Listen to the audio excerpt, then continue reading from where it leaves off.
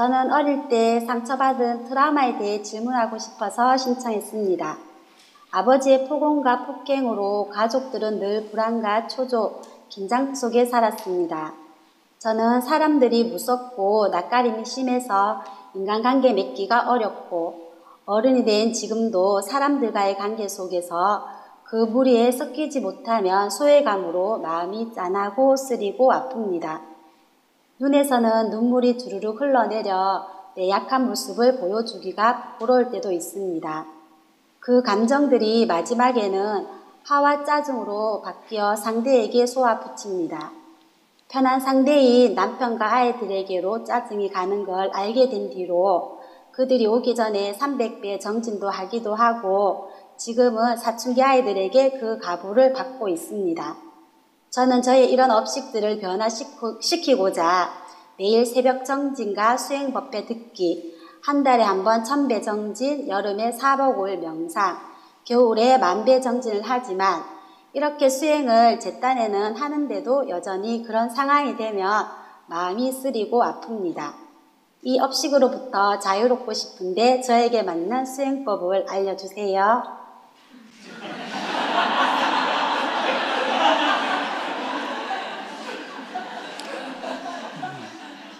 얘기를 들으니까 잘 하고 있습니다. 그래서 그렇게 꾸준히 해나가면 될 것 같아요.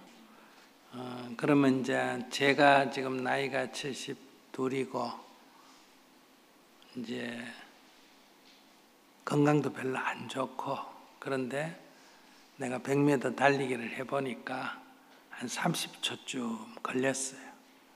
그래도 꾸준히 연습하면 어때요? 한 25초까지 당기거나 더 연습하면 22, 3초까지 줄일 수도 있겠다 이런 얘기예요. 그런데 내가 15초를 목표로 한다면 이루어지기가 어렵겠죠. 그렇다고 내가 재능이 없거나 능력이 없는 게 아니다. 내가 25초 정도만 달린다 해도 이 나이에 괜찮다 이렇게 봐야 된다 이 말이에요.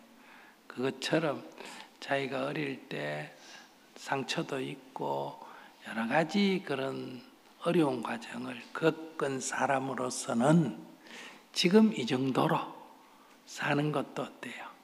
괜찮은 수준에 들어간다.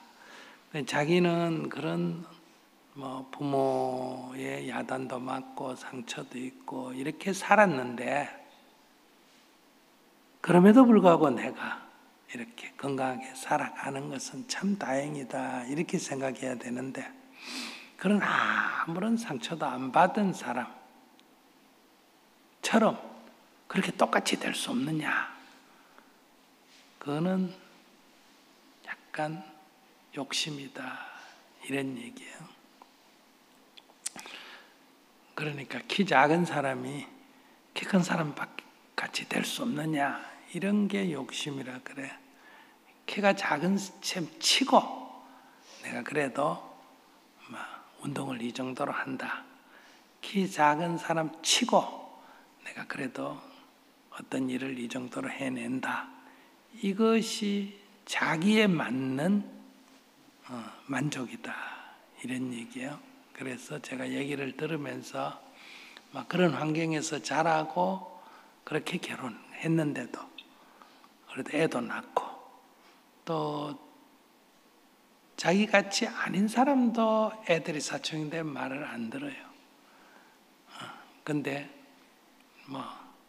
다른 집에는 비슷하니까 자기 수준에서는 괜찮은 거예요 지금. 근데 이제 애들이 말을 안 듣는다 이거를 어디다가 기준으로 해서 말하느냐 이거예요. 초등학생 기준으로 해서 초등학생 얘기할 때처럼 말을 안 듣는다 그 말은 맞아요. 그런데 이게 대학생 수준의 아이들하고 비교해서 말을 안 듣는다 이렇게 말할까?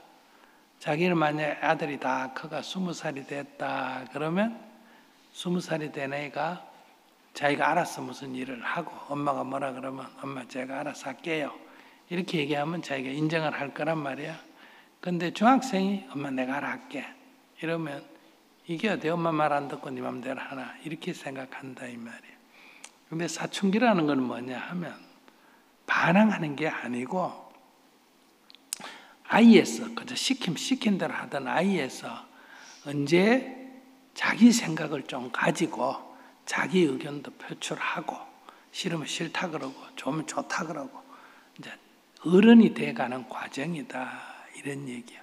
그거를 어린애처럼 보고 요게 왜 요새 말을 안 듣나 이렇게 생각을 하지 말고 아이고 얘가 이제 컸구나 지가 어른 행세를 하려고 그러네 이렇게 좋게 봐주면 돼. 그러니까 아이들이 내 말만 잘 꼬박꼬박 잘 들으면 그건 나중에 커서 별 볼 일 없는 사람이 됩니다. 어디 가서도 자기 주관이나 자기 의견을 잘 얘기 못한다 이 말이에요. 그러니까 지금 엄마가 자기가 아버지 엄격한 아버지 밑에 있어가 자기가 기죽었다 그랬잖아. 그러면 우리 애가 내 말만 고번고번 들으면 어디 가서 자기 비슷하게 된다 이거예요. 그러니까 우리 애가 나는 그렇게 살았지만은 애들은 자기 의견을 말하고 자기 소신을 주장도 하고 그렇게 살도록 좀 두자. 특별히 남을 때리거나 안 그러면 남의 물건을 훔치거나 성추행을 하거나 사기를 치거나 그런 게 아니면 어지간하면 네 알아서 네가 한번 해봐라 이렇게 좀 풀어주고 보면 말 안 듣는 게 아니에요. 그러니까 그것도 내가 과보를 받아가 애가 말 안 듣는다 이런 생각을 할 필요가 없다. 내 수준에서 우리 애들이 이 정도 잘하는 건 어때요? 천만 다행이다. 이렇게 생각을 해야 돼. 그래도 내가 부처님 법 만나가지고 수행하다 보니까 좀 부족하긴 하지만 그래도 애들이 잘 자라고 있고 나도 가끔 눈물은 흘리고 하지만은 그래도 잘 살고 있고 사람들하고 수행자는 원래 안 어울리는 게 더 좋아. 어울리는 거 그걸 자꾸 부러워할 필요가 없어. 수행이라는 것은 가족관계를 다 버리고 산속에 가서 혼자 사는 게 수행 아니야. 그지? 그런데 그걸 뭐 때문에 사람들하고 어울리는 걸 부러워해. 첫째 부러워할 필요가 없어. 난 수행자니까 고고하게 살아야지. 혼자 살아야지. 이렇게 생각하고 식색하게 살면 되고 또 사람들하고 어울리고 싶으면 가서 어울리면 돼. 근데 내가 가만히 있는데도 사람이 나한테 와가지고 말도 걸어주고 뭐도 주고 이러기를 바라는데 그게 안 된다는 얘기야. 그러니까 내가 사람들하고 만나고 싶으면 내가 가서 말을 걸면 되고 별로 그러고 싶지 않으면 그냥 혼자 있으면 돼. 문제는 혼자 있는 게 문제가 아니라 남하고 어울려야 된다 하는 생각을 한다는 거예요. 안 어울려도 된다는 거예요. 어울리고 싶으면 어울리면 되고 안 어울리고 싶으면 안 어울리면 되고 어울리고 싶은데도 안 어울려지면 안 어울려지는 대로 살면 된다 이거예요. 어차피 이 세상은 내가 원하는 대로 다 될 수가 없다 이 말이에요. 그래서 제가 한마디로 별 문제가 없다. 자기가 자기 수준에서 지금 잘하고 있다 이 말이에요. 근데 자기의 어떤 출발 수준을 자꾸 고려 안 하고 자꾸 욕심을 내는 것 같아. 그래서 지금 얘기한 대로 매일 일어나서 기도하고 수요일 법회 듣고 1년에 명상도 한번 하고 또 1년에 정일사도 하고 뭐 이렇게 수행하고 해나가면 지금 잘 살고 있어. 눈물 좀 나면 어때? 그 눈물 났다고 무슨 나무 물건을 뭐 훔치는 것도 아니고 성추행하는 것도 아니잖아. 눈물이 나는 거는 괜찮아. 눈물 나면 눈물 좀 흘리고 혼자 있어지면 혼자 좀 명상하면서 즐기고 이러면 아무 문제가 없다. 그래서 오늘 얘기는 아무 문제가 없다. 지금 하듯이 그냥 해나가면 된다. 더 물을 거 있으면 물어요.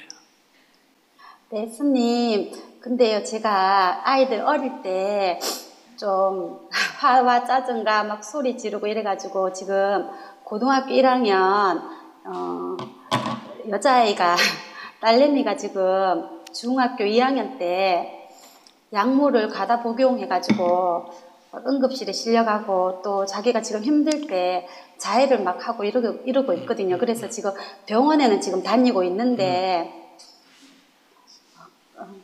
그래서 그게 딸내미가 그게 좀 많이 걱정이 됩니다.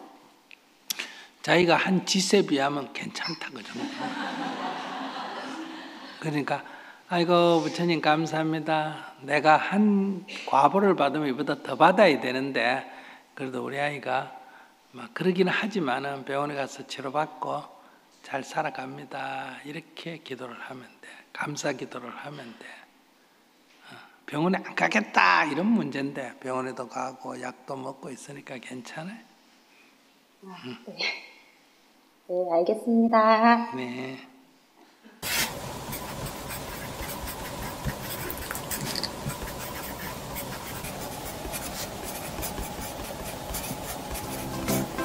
이제 나는 인상 쓰지 않고 글을 씁니다. 지금 이대로 좋다. 나의 첫 필사노트.